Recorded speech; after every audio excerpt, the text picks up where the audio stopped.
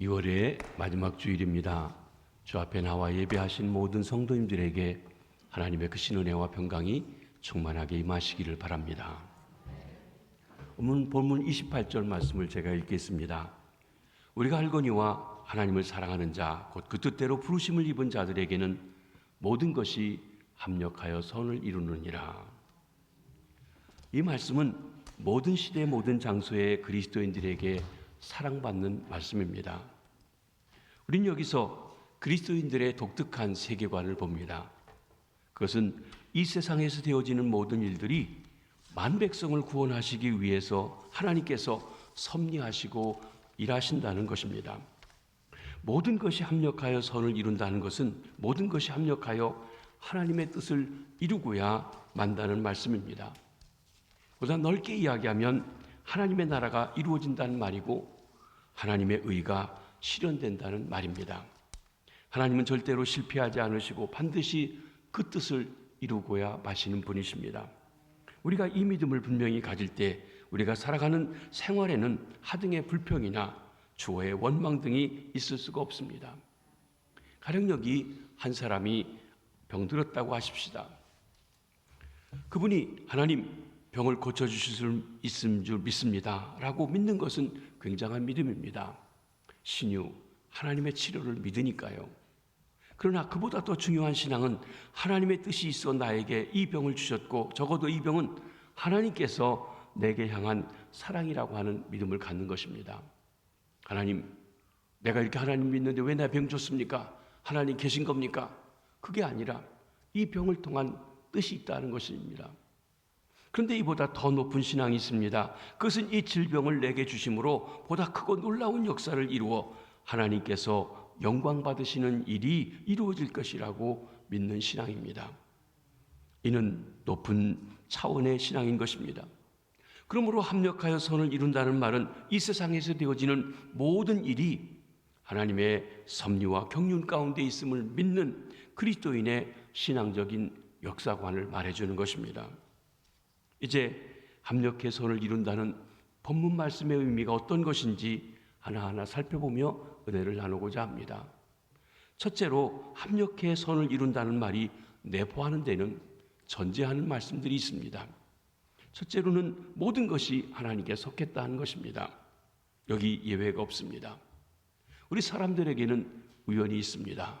물론 요즘 우리 대중가요 중에서도 우리 만남이 우연이 아니라고 필연이라고 하는데 하나님께는 우연이 없습니다. 다 하나님께 속했습니다. 성경에 보면 우주 만물을 창조하시지 않은 것은 신이 아니라고 그랬어요. 여러분, 사람이 만들어 놓은 걸 신으로 섬기지 마십시오. 그것이 사람이든 누구든 절대 신이 아닙니다.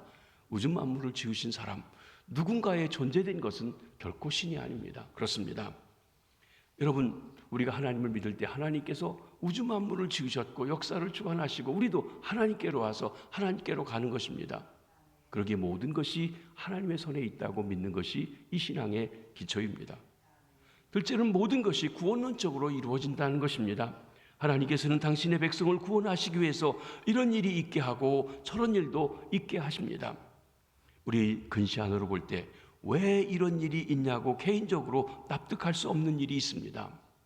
우리가 하나님을 믿을 때 너희들은 항상 꽃길만 간단다. 푸른 초장 시냇가에만 누워있을 거란다. 바람이 솔솔 부는 아주 기분 좋은 일만 있을 것이다. 그렇게 약속하신 적이 없습니다. 우리도 풍랑을 만나고 그리고 사망의 음침한 골짜기도 가고 눈물 골짜기도 지나간다고 말씀하시는 것입니다. 우리가 신앙의 눈으로 볼 때 그 속에 하나님의 구원의 역사가 있습니다. 하나님은 역사적으로만 일하신 것이 아닙니다. 하나님은 우주적으로만 일하신 것이 아닙니다. 하나님은 저와 여러분 우리 한 사람 한 사람들에 대해서 구원하시기 위해 엄청나게 역사하시고 계신 것입니다. 그러므로 구원론적인 역사 입장에서 우리가 역사를 바라보아야 합니다. 셋째 전제는 어떤 결과이든지 그것은 하나님의 사랑에 계시라는 것입니다. 정말 모든 것이 하나님의 사랑에 계십니다. 건강한 것도 질병이 있는 것도 성공한 것도 실패한 것도 다 합쳐서 하나님의 사랑으로 받아야 합니다.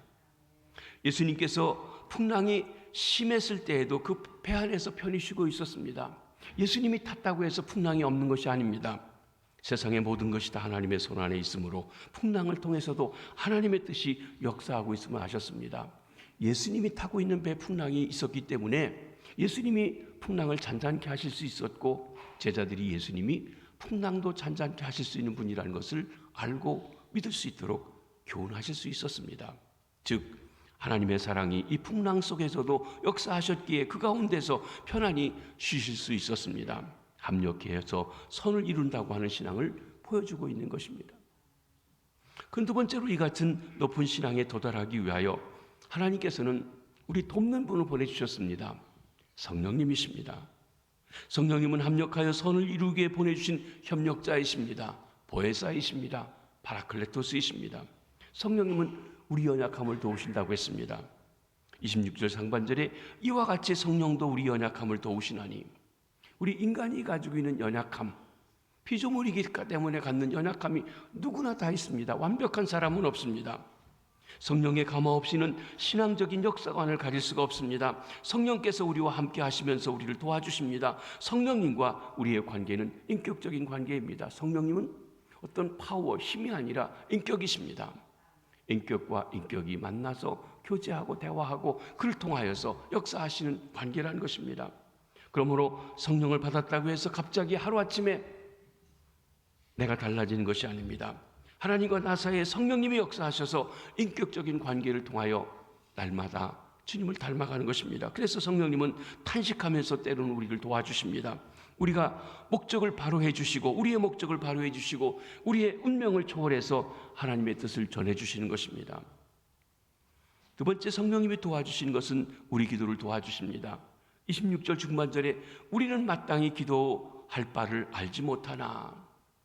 우리 기도 잘하는데 왜 우리가 기도할 바를 알지 못한다고 합니까? 여기 몇 가지 이유가 있습니다. 하나는 앞으로 되어질 일을 우리가 모른다는 거예요. 여러분, 코로나가 이렇게 재작년인가요? 벌써 이렇게 올 것을 예견한 사람이 있습니까? 없습니다. 모릅니다. 그렇습니다. 즉 어떻게 해야 될 것을 잘 모른다는 것입니다. 어떤 분이 계획이 있어 사업차 비행기를 타고 지금 가려고 갑니다. 그런데 지금 시간이 늦어져서 막 갑니다. 하나님, 이 비행기를 꼭 타게 해주십시오. 기도하고 갑니다. 그런데 우리가 좀 넓게 생각해 본다고 하면, 이 비행기가 무사히 목적지까지 잘 가려는지, 아니면 가다가 뜻밖의 사고를 당하는지 아무것도 모르는 일입니다. 그러므로 내가 꼭 그 비행기를 탈 수 있도록 하나님 도와주세요. 탈 수 있게 해준 건 하나님이 도와주신 거, 못하게 한 건 하나님이 안 도와주셨다고 말할 수 없다는 것입니다.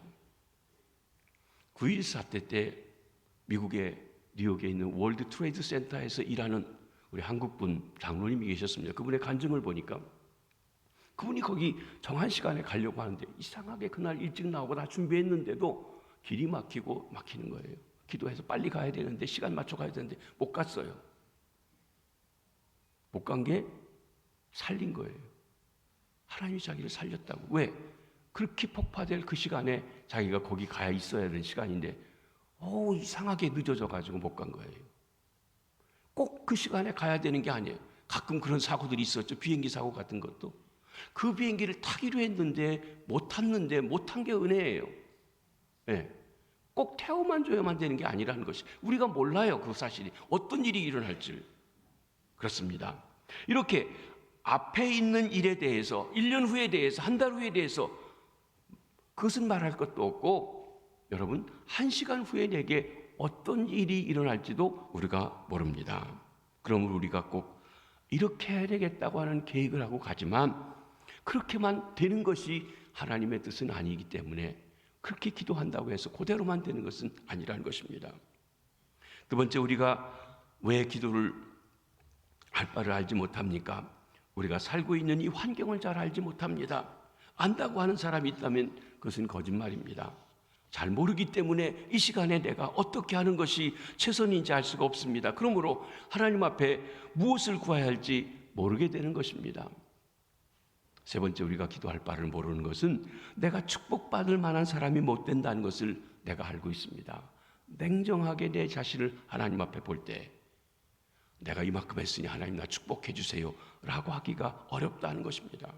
또 그러므로 내게 주어진 역사가 어떻게 되어야 복인지 잘 알지도 못합니다. 내가 감당할 수 있는 능력이 어디까지인지 나도 모르기 때문에 그것이 문제라는 것입니다. 네 번째, 우리가 기도를 무엇을 하고 있는지 잘 모르는, 기도할 바를 모른다는 것은 내가 소원하고 있는 것이 말로는 주를 위해서 잘하겠다고 하는데 실제로는 정욕에 치우칠 수가 있다는 것입니다. 기도가 나만 위한 기도가 될 수 있다는 말입니다. 그래서 그것이 오히려 나를 더 해롭게 할 수 있습니다. 하나님, 출세하게 해주세요. 그럼 내가 주를 위해서 쭉 나가겠습니다 라고 얘기하는데 그 출세한 것 때문에 망할 수도 있습니다. 그런 경우들을 봅니다. 또 내가 건강함으로 정말 주를 위해서 열심히 일하겠다는데 건강해가지고 건강 때문에 오히려 방종하며 죄를 짓는 경우도 봅니다. 이런 여러 가지 이유로 우리가 사실은 빌바를 잘 알지 못한다는 것입니다. 즉 무엇을 기도해야 되는지 할 말을 모르고 있는 것입니다. 그 어떤 의미에서 가장 귀한 기도는 하나님, 내가 연약합니다. 나를 불쌍히 여겨주옵소서, 긍휼히 여겨주옵소서. 하나님이여, 주의 뜻이 이루어지기를 원합니다. 기도하는 것입니다. 이것이 한편에서는 가장 진실한 기도고 마땅한 기도이기도 합니다. 그러나 우리가 용기를 얻는 것은 하나님께서 이런 기도도 제대로 못하고 내 욕심대로 구하는 우리들을 위해서 성령님을 보내주셔서 우리 기도를 도와주신다는 것이에요. 잘못된 기도, 욕심에 쌓인 기도는 성령님이 바로잡아 주십니다. 앞을 보지 못하고 기도할 때가 있는데 그때도 성령께서 앞을 보도록 인도해 주십니다. 27절에 보면 성령이 하나님의 뜻대로 성도를 위하여 간구하시느니라 말씀하십니다. 이렇게 성령님의 도우심을 통하여 하나님이 선을 이루어 가십니다. 사실 우리 자녀들이 우리 부모에게 이거 해주세요, 아빠 이거 해주세요, 엄마 이거 해주세요 하고 얘기할 때 그 얘기가 다 옳고 맞고 잘 알아서 하지 않죠? 어떤데 먼저 인생을 살아본 사람은 그거 필요 없는데, 안 해도 되는데, 그거 해주면 오히려 잘못될 텐데, 이런 경우도 있어요. 그러니까 구하긴 다 구하는데 그때마다 안 된다, 기다려라, 그런 해주마 하면서 대답하시는 것입니다. 그러니까 여러분, 사실은 두려워하지 말고 우리 소원을 아뢰시되 단지 아버지 뜻대로 이루어달라고 기도해야 된다는 것입니다. 그렇습니다. 이렇게 성령님의 도우심을 통해 하나님께서는 합력하여 선을 이루어 가십니다. 성령님은 합력하여 선을 이루시기 위해서 보내주신 협력자요 보혜사이십니다. 그 세 번째로, 그러면 합력하여 선을 이루기 위해서는 어떤 조건이 필요합니까? 하나님은 누구에게 합력하여 선을 이루어 주시는 것일까요? 오늘 우리 중요한 본문 말씀인 28절 말씀을 이번에는 다 같이 한번 읽어보십니다. 시작. 우리가 알거니와 하나님을 사랑하는 자 곧 그의 뜻대로 부르심을 입은 자들에게는 모든 것이 합력하여 선을 이루느니라. 여기 바울 사도는 결국에 가서는 모든 것이 모든 사람의 선을 이룬다는 일반적이고 피상적인 그런 낙관주의를 말하고 있는 것은 결코 아닙니다. 오직 하나님을 사랑하는 자, 곧 그 뜻대로 부르심을 입은 자들에게만 합력하여, 모든 것이 합력하여 선을 이룬다고 말씀하셨습니다. 하나님을 사랑하는 자라고 하는 말은 성도가 하나님을 대하는 태도에 대해서 얘기합니다. 믿음으로 구원받고 믿음으로 의롭다함을 얻은 사람은 하나님의 사랑을 알고 하나님을 사랑합니다. 본문에 하나님을 사랑하는 자는 하나님을 믿는 자로 바꾸어야 이해하기가 쉽습니다. 하나님을 믿는 자, 곧 그 뜻대로 부르심을 입은 자들이라고 해야 더 논리가 맞아집니다. 그러나 믿는 자란 말 대신에 사랑하는 자라고 한 것은 믿음을 시험할 수 있는 시금석이 사랑이기 때문에 그렇습니다. 그 사람의 믿음이 진짜인지 가짜인지를 테스트하려면 하나님을 얼마나 사랑하는지, 하나님을 사랑하지 아니하는지를 가지고 논해야 합니다. 참 믿음은 하나님을 사랑하는 것입니다. 믿는 자는 하나님을 사랑하고 그 사랑 때문에 그에게 기쁨으로 순종하며 나아가는 것입니다. 이런 변화가 있을 때 그 사람을 가리켜서 하나님의 뜻대로 부르심을 입은 자라고 말할 수가 있는 것입니다. 정말 부르심을 받은 사람이라면 마음을 다하고 뜻을 다하고 힘을 다하여 하나님을 사랑하는 것입니다.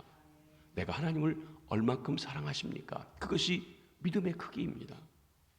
사랑하는 것을 보면 부름받은 것을 알 수 있습니다. 이는 죄 없는 자라는 말이 결코 아닙니다. 완전하다는 자라는 의미도 아닙니다. 하나님을 정말 사랑하는 자라고 하는 의미를 말해주는 것입니다. 또한 그 뜻대로 부르심을 입은 자라고 하는 것은 하나님께서 우리 성도들에 대해서 대하시는 태도에 대해서 말씀해 줍니다. 그의 뜻대로 부르심을 입은 자는 주님이 먼저 나를 불렀다고 하는 믿음을 가지고 있습니다. 주님이 나를 택하셨습니다. 내가 주님을 택한 것이 아니라 주님이 날 택하셨습니다. 여러분이 내가 하나님을 믿어야 되겠다, 예수 믿어야 되겠다 해서 믿으신 분이 있습니까? 없습니다. 아니 140여 년 전만 해도 우리나라에 하나님에 대한 이름조차도 없고 아는 사람도 없었습니다. 근데 하나님께서 이 나라에 대해서 관심을 갖게 하시고 영국에서, 호주에서, 미국에서 여러 나라들에서 선교사들이 와서 알려주시고 믿게 하시고 우리를 불러주신 것입니다. 그렇습니다. 우리가 아직 연약할 때, 우리가 아직 죄인 되었을 때, 우리가 하나님과 원수 되었을 때 하나님께서 먼저 나를 사랑하시고 나를 불러주셨습니다. 이러한 사실이 확실히 믿어지면 왜 모든 것이 합력하여 서로는 인간을 물어볼 필요가 없습니다. 왜 병들어야 하는가? 왜 실패해야 되는가? 왜 고난당해야 하고 질문하기보다는 내게 주어진 모든 것을 내하고 받아들이게 된다는 것입니다. 그대로가 다 하나님의 사랑이기 때문에 그렇습니다. 때로는 그 방법과 과정이 이해할 수 없더라도 하나님께서 나를 사랑하시는 일임에 틀림없기 때문에 그런 것입니다. 그렇습니다. 선을 이루면은 분명한 조건이 있습니다. 하나님을 사랑하는 것입니다. 그리고 하나님의 택하심, 그 뜻대로 부르심을 입었다는 사실을 있는 자에게 합력해 선을 이룬다고 하신 것입니다. 아무에게나 그런 것이 아닙니다. 하나님이 주권적으로 역사하셨습니다. 그러기에 앞으로도 나를 버리지 않을 것입니다. 적어도 구원 역사에 대해서는 우리가 분명한 확신을 가져야 합니다. 지금은 이런저런 일을 잘 모르지만 모든 것이 합력해서 한 역사를 이루게 될 것입니다. 질병도 실패도 낙담도 성공도 영광도 지금은 왜 이런 일이 하나님이 계신데 이런 일이 일어난지 알지 못하지만 그 모든 것이 합해져서 어느 때 가서는 선의 역사가 있다는 것을 깨닫게 하시고 이루어 가실 줄 믿습니다. 근데 번째로 합력하여 선을 이루어 가시는 목표와 그 과정은 어떠합니까? 29절 말씀입니다. 하나님이 미리 하신 자들을 또한 그 아들의 형상을 본받게 하기 위하여 미리 정하셨으니 이는 그로 많은 형제 중에서 맏아들이 되게 하려 하심이니라. 하나님이 우리를 먼저 사랑하시고 택하시며 모든 역사를 통해 일해 가시는 목표는 우리로 하여금 그 아들의 형상, 예수 그리스도의 형상을 본받게 하려는 것입니다. 신앙생활의 목표는 여기 있습니다. 사람이 많이 모이는 게 목적이 아니라 그리스도를 닮아가는 게 하는 것입니다. 출세하는 게 목적이 아니라 주님을 닮아가는 것입니다. 부자가 되는 게 목적이 아니라 주님을 닮아가는 것입니다. 병을 낫는 게 목적이 아니라 그리스도를 닮아가는 것이라는 것이에요. 궁극적으로는 어떤 일을 당하든지 간에 내가 주님을 닮아가는 것이 신앙의 목적이고 하나님이 역사하시는 궁극적인 목적이라는 것입니다. 이 목표 때문에 하나님께서는 모든 것을 협력하여 그 방향으로 선을 이루어 가신다는 것입니다. 쉽게 말하면 나로 하여금 진실한 교인이 되게 하기 위함입니다. 나로 하여금 참 그리스도인이 되게 하기 위함입니다.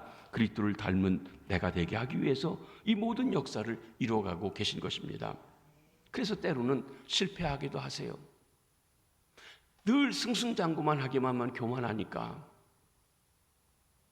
억울한 일도 필요합니다.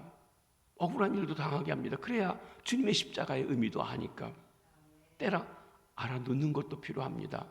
그래야 하나님의 치료의 손길도 알고 어려운 사람, 아픈 사람의 사정도 이해하니까 때로는 엎치락 뒤치락 하는 일도 봅니다. 그 긴장 속에서 주님을 바라보게 합니다. 결과적으로 이 모든 것이 앞에서 나로 하여금 그리스도의 형상을 본받게 하고자 하는 것입니다. 어거스틴이 말합니다. 이 어거스틴은 젊은 시절에 신앙적인 방황을 해서 마니교라고 하는 이단에도 빠지기도 했었고 청소년 때 사생활을 낳는 방탕도 했었고 부모님의 속을 지질이 썩였던 사람입니다. 그가 16년, 17년 동안이나 그렇게 어머니가 그를 위해서 기도했는데 그가 변화되어서 주님을 만나고 나서 새 사람이 되고 나서 아프리카의 성자가 되었는데 그가 이렇게 고백합니다. 하나님은 나 하나만이 당신의 사랑하는 자인 것처럼 우리 모두를 사랑하신다. 여러분, 놀라운 일입니다. 이 우주 만물을 돌보시기 너무 바쁘시고 힘드실 것 같은데 내가 모든 것의 모든 것인 것처럼 나에 대해서 정확하게 알고 계시고 생각까지도 알고 계시고 그리고 나를 가장 사랑하시는 그분이시라는 것입니다. 그렇습니다. 우리는 이 사실을 기억해야 합니다. 나 하나만이 사랑하는 자인 것처럼 하나님은 우리 모두를 한 사람 한 사람을 그렇게 사랑해 주시는 분이십니다. 어쩌면 나 하나 때문에 전쟁이 일어나는지 모릅니다. 어쩌면 나 하나 때문에 불경기가 온지도 모릅니다. 어쩌면 내 하나가 바로 신앙생활을 하도록 코로나를 불러왔는지도 모릅니다. 나 하나 때문에 엄청난 사건이 있어야 하는지도 모른다는 것입니다. 그만큼 하나님은 나 하나를 소중하게 여기시며 중하게 여기시며 그리고 인도해 가시는 것입니다. 그런데 이 귀한 역사는 내가 믿음을 갖기 훨씬 전부터 있었다는 것입니다. 하나님께서 어떻게 일하실까요? 30절에 있는 말씀입니다. 또 미리 정하신 그들을 또한 부르시고 부르신 그들을 또한 의롭다 하시고 의롭다 하신 그들을 또한 영화롭게 하셨느니라. 여기 29절과 30절 말씀을 보면 이러한 하나님의 구원 목적을 달성하기 위해서 5가지 단계가 있음을 말씀해 주고 있습니다. 하나님이 미리 하신다. 미리 정하셨다. 시간이 되어 불러주셨다. 의롭다 하셨다. 그리고 영화롭게 하신다고 한 5단계입니다. 하나님은 우리를 즉흥적으로 기분 내키는 대로 우리에게 구원하시는 것이 아니라는 것이에요. 철저한 계획을 하시고 준비를 거쳐서 순서적으로 그 일을 추진하십니다. 어쩌다가 보니까 내가 믿게 되었다는 생각을 버리시기를 바랍니다.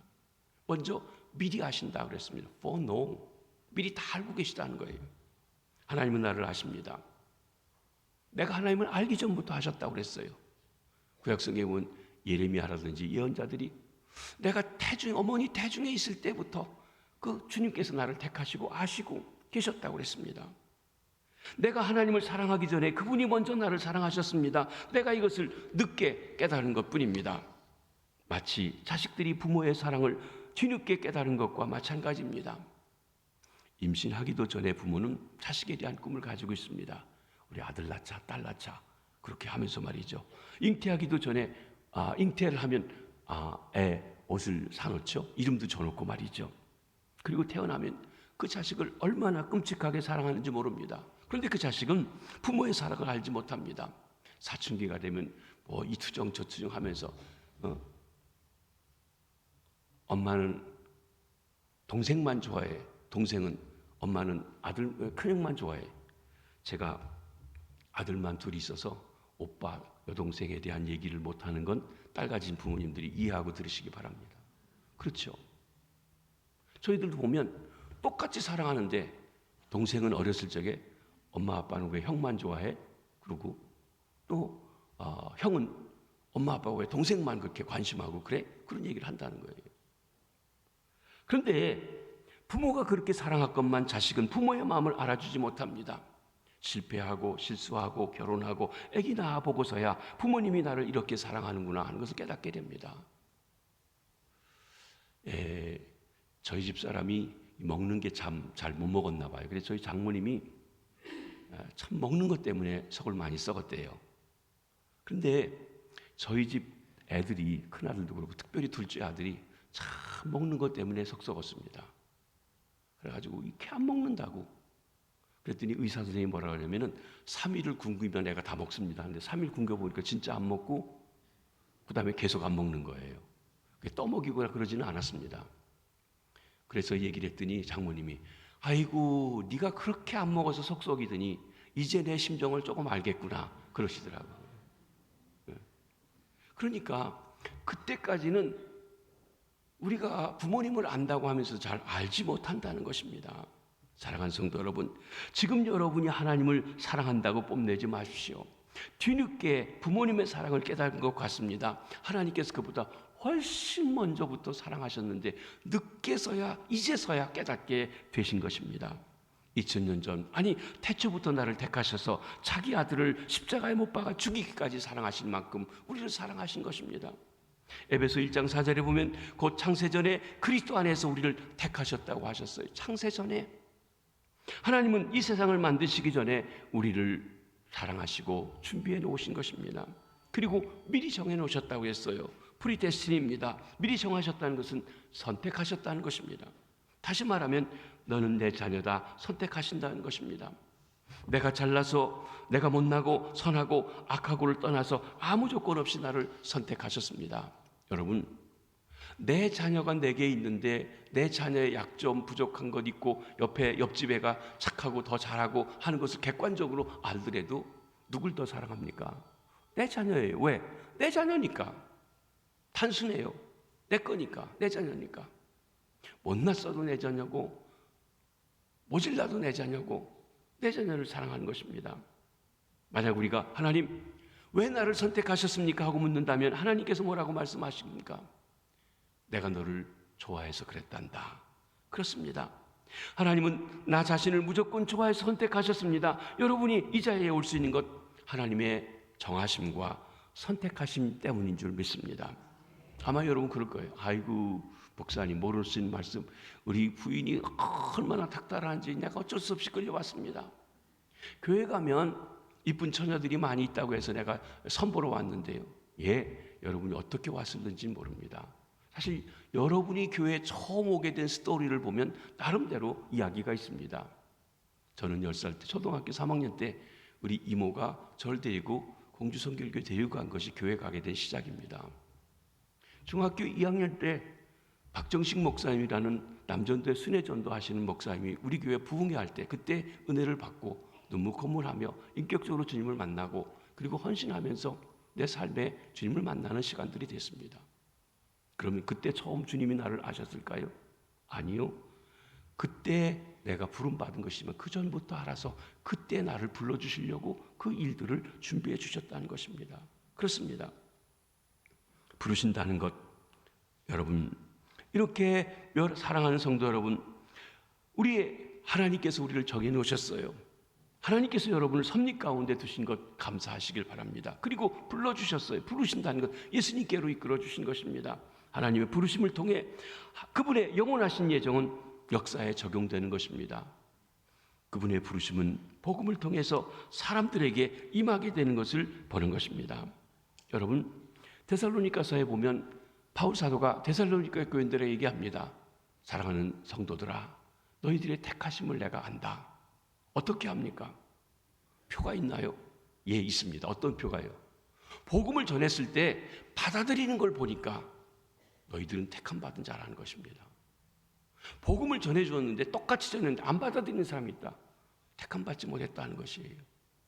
그렇습니다. 그렇게 복음 전을 하나님이 예정하신 사람들에게 이르러서 그들의 믿음을 깨워주는 수단이 되어지는 것입니다. 넷째로 그렇게 부른 사람들을 의롭다 하신다고 했어요. 의롭다 하신다는 것, 예수님이 흘려주신 십자가의 보혈로 모든 죄를 용서하시고 하나님과 바른 관계에 놓아주시는 것입니다. 하나님의 부르심을 듣는 사람들에게 믿을 수 있게 하시며 믿는 사람들은 믿음으로 의롭다함을 얻게 하십니다. 그러니까 우리가 하나님 말씀을 들었을 때 그 사실이 믿어지는 것, 예수님이 나를 위해 십자가 달려 죽으셨다고 하는 사실을 전해주실 때 그것이 믿어지는 것, 예수님이 부활하셔서 내가 산소망 있게 되었다는 말씀을 전해줄 때 뭐 사람이 죽었다 살아 그게 믿어져? 하는데 믿어진다고 하는 것, 이게 축복인 줄 믿습니다. 믿어지는 은혜가 있으시기 바랍니다. 죄를 용서하시고 하나님과 바른 관계를 갖게 하십니다. 하나님과 화목하게 되었습니다. 하나님의 자녀가 되었습니다. 하늘나라의 상속자가 된 것입니다. 그리고 다섯 번째로는 영화롭게 하십니다. glorify입니다. 영화롭게 하신다는 것은 그리스도의 형상을 본받는 것을 말합니다. 좀 닮아가는 것만 아니라 몸까지도 그리스도의 부활하신 몸처럼 변화되는 것을 얘기합니다. 하나님과 함께 하나님의 얼굴을 직접 보며 영원히 살아가는 영생의 복을 말합니다. 우리는 주님이 언제 다시 오실는지 잘 알지 못합니다. 때로는 우리가 먼저 죽어서 주 앞에 가는 날이 더 먼저 올지도 모릅니다. 그러면 우리의 죽은 몸은 땅에 묻혀서 썩어지게 됩니다. 그리고 우리 영혼도 하늘에서 주님이 재림하실 때까지 기다리게 됩니다. 그리고 드디어 우리 주님께서 다시 오셔서 온 우주 만물을 다시 새롭게 하시고 통치하시게 될 때 우리의 썩은 몸도 부활의 새 몸을 입어서 우리 영과 결합하여 하나님과 함께 영원히 살아가게 될 것입니다. 그것이 몸의 구속입니다. 그것을 피조물들이 기다리고 있다고 했습니다. 그리고 우리도 그것이 구원의 완성으로 소망하는 것입니다. 이때 우리 자신은 완전 무결한 새 인격이요 예수 그리스도의 형상을 닮은 새 사람으로 주님 앞에 온전하게 서게 됩니다. 이것을 우리는 영화롭게 된다고 합니다. 신학적으로 영화된다. 중생한 사람이 삶의 변화를 가져온 성결하게 되고 그리고 몸까지도 변화하는 영화된 단계에 이르는 구원의 완성인 것입니다. 그런데 오늘 본문 29절과 30절에 헬라어 원문에서 볼 때 두 가지 꼭 언급해야 될 것이 있습니다. 왜 자꾸 헬라어를 얘기하냐 그러면 신약 성경이 헬라어로 써있기 때문에 그렇습니다. 헬라어는 그리스어입니다. 성경의 헬라어는 현대 그리스어가 아니라 고전 그리스어이죠.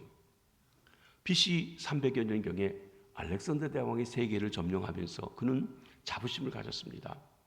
헬라 문화, 헬라 철학, 헬라 언어 너무 우수해서 미개한 인간들에게 가르쳐주는 것이 내가 세계를 점령하는 목적이라고 할 만큼 그랬습니다. 그래서 예수님이 탄생하실 때까지 한 300여 년 동안 이 온 세상에 헬라어가 전파되어서 헬라어가 모든 사람들이 통용하는 공용어가 되었어요. 그러니까 예수님의 사건, 복음의 사건을 증거할 때 바로 이 헬라어로 기록하게 되었습니다.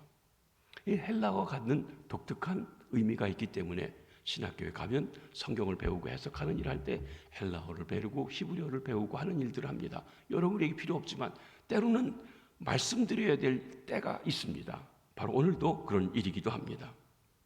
오늘 우리 번역에 보면 굳이 필요하지 않기 때문에 주어가 생략되어져 있는데 29절과 30절에 보면 하나님이라고 한 말이 8번이 본문에 나옵니다. 근데 우리는 한 번만 기록하고 있지만 사실은 동사 앞에마다 다 하나님이라고 한 말이 되어져 있습니다. 29절로 30절 한번 보십니다. 하나님이 미리 하신 자들을 또한 그 아들의 형상을 본받게 하기 위하여 미리 정하셨으니 이는 그로 많은 형제 중에서 맏아들이 되게 하려 하심이니라. 또 미리 정하신 그들을 또한 부르시고 부르신 그들을 또한 의롭다 하시고 의롭다 하신 그들을 또한 영화롭게 하셨느니라. 여러분 여기 동사 앞에마다 다 하나님이 부르시고 하나님이 영화롭게 하시고 하나님이 택하시고 이런 말씀이 있다는 거예요. 왜 하나님이라는 단어를 이렇게 반복할까요? 전능하신 하나님이 시작하신 일은 반드시 그분이 이루신다는 것을 강조하는 것입니다. 하나님은 절대 실패하지 않으십니다. 하나님이 계획하셨고 하나님이 시작하셨다면 하나님이 그 일을 이루고 가시는 줄 믿습니다. 둘째로 또 한 가지 중요한 사실은 29절과 30절에 나오는 5가지 동사가 있는데 이 5가지 동사가 전부 한국말이나 영어에는 없는 에우리스 텐스라고 하는 부정과거 시제로 되었다는 것입니다. 우리 한국말에는 없어요. 이 시제가. 그냥 과거하고는 좀 달라요. 이 부정과거 시제는 예언적 과거 시제라고도 얘기하고 사실의 확실성을 강조하는 성경의 독특한 용법이기도 한데 끝난 과거 사건을 얘기합니다.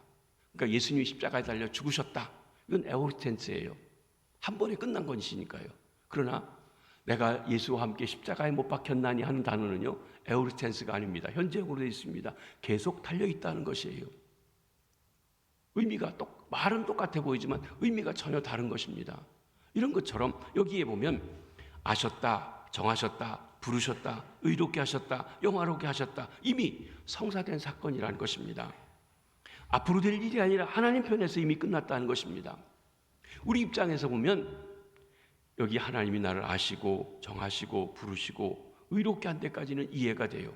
그런데 아직 영화롭게 하는 건 미래의 사건인데 그런데 여러분 하나님이 나를 영화롭게 하신다는 것은 그렇지만 창세전에 미리 계획해 놓으신 일이기 때문에 하나님의 입장에서 보면 이미 과거사라는 것이에요.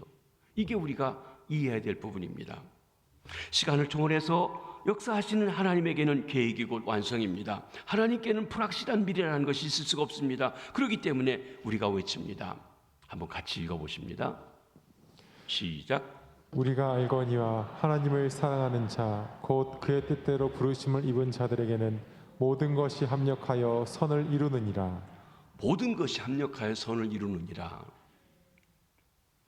오늘 우리 박다수 집사님이 아주 찬양을 귀하게 해주셨는데 오래간만에 들어서 더 좋았던 것 같습니다. 앞으로 자주 좀 하시기 바랍니다. 그런데 성경에서 합력해 선을 이룬다고 할 때 꼭 이야기해야 될 사람이 있는데 요셉입니다. 요셉이 17살 때 꿈을 꿨습니다. 자기가 하고 싶은 욕망이 아니라 하나님이 그에게 앞으로 하실 일에 대해서 꿈꾸게 하셨습니다. 형제들이 그에게 절하는 높은 사람이 되는 것입니다. 부모님들까지도 그에게 절하는 높은 사람이 되는 겁니다. 그게 뭔지는 모릅니다. 그런데 높은 사람이 되는 꿈을 주셨는데 일은 거꾸로 갑니다. 형제들이 그를 시기하고 미워합니다. 팔아버렸습니다. 자유하는 아버지의 사랑만 아들이 노예가 됩니다. 종이 됩니다. 그런데도 하나님에 대한 신뢰를 거두지 않고 부지런히 일했습니다. 보디발의 집에서 총무의 일을 하면서 나름대로 하는데 그런데 그 보디발의 아내가 그를 유혹합니다. 그는 하나님 앞에 죄를 지을 수 없다고 자기에게 모든 걸 맡겨준 주인에게 그 신뢰를 배반할 수 없다고 뿌리치는데 그런데 오히려 거꾸로 그는 강간 미수범이 되어서 옥에 갇힙니다. 아니 여기까지만 이야기하면 하나님이 계시다면 어떻게 이럴 수가 있습니까? 하나님이 살아계시다면 어떻게 이런 일이 있을 수 있습니까? 라고 얘기할 수 있습니다. 그렇죠. 도대체 하나님을 위해서 헌신적으로 희생적으로 나아가서는 죄를 물리치고 이겼는데 어떻게 하나님이 이럴 수 있습니까? 우리는 원망할 수 있다는 것이에요. 그런데 하나님의 역사를 미리 얘기할 수가 없습니다. 옥에 갇혔습니다. 옥에서도 마치 하나님 앞에 모든 걸 맡긴 사람으로서 하나님이 함께 해주셔서 형통했다고 그랬습니다. 거기서 술 맡은 관원, 떡 맡은 관원의 꿈을 해석해주고 술 맡은 관원 양이 살아나갔는데 2년 동안 자기 얘기에 대해 아무런 대답도 없었습니다. 그 후에 하나님께서 바로에게 앞으로 7년 그 후에 7년, 14년 동안 있을 일들에 대해 꿈을 꾸게 하는데 아무도 그 꿈을 해석하지 못합니다. 그때 꽁거먹은 소식처럼 잊어버렸던 술 맡은 관원장이 요셉을 생각해내고 요셉을 소개해서 요셉이 그 일에 대해서 꿈을 해석하고 애굽의 총리가 되었습니다. 애굽의 총리가 되고 나서 그 형제들을 기근해서 구하고 애굽 사람들을 구하고 아버지를 초청해서 내려오면서 보니까 하나님께서 주셨던 꿈을 다 이루셨어요. 그동안 달려온 것, 억울한 일 당했던 모든 일이 다 그 일을 위해서 하나님이 준비하시고 계획하셨어요. 중간중간에 보니까 도대체 이해가 되지 않았는데 다 이루고 나서 보니까 이해가 됐어요. 그 형들이 자기들이 노예로 팔아먹었던 요셉이 애굽의 총리가 된 거 보니까 주눅이 들어서 어쩔 줄 모르겠습니다. 아버지가 죽고 나니까 더 부담이 되었습니다. 그때 살려달라고 애원했더니 요셉이 뭐라고 합니까? 당신들이 나를 팔았으므로 염려하지 마시고 걱정하지 마십시오.